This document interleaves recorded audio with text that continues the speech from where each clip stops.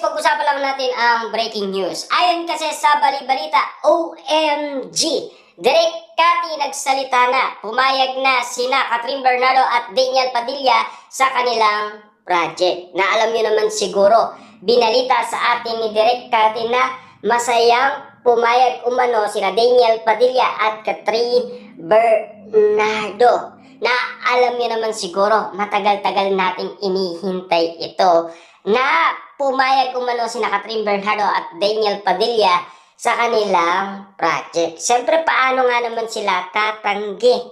Pumirma na sila ng kontrata noong 2025. Napapag-usapan na yan.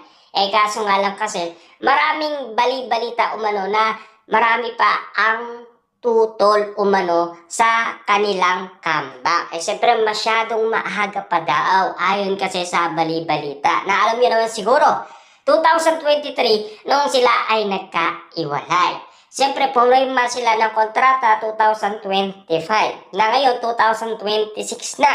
At pinag-uusapan na. At mainit-init na ang issue.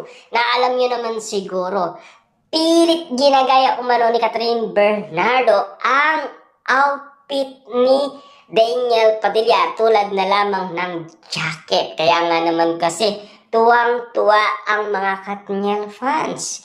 Kaya nga naman kasi nabuhayan ng loob. Na alam niyo naman siguro wala sa mood si Catherine Bernardo sumama kina James Reid at Maja Salvador. Tila nagulat ang mga fans.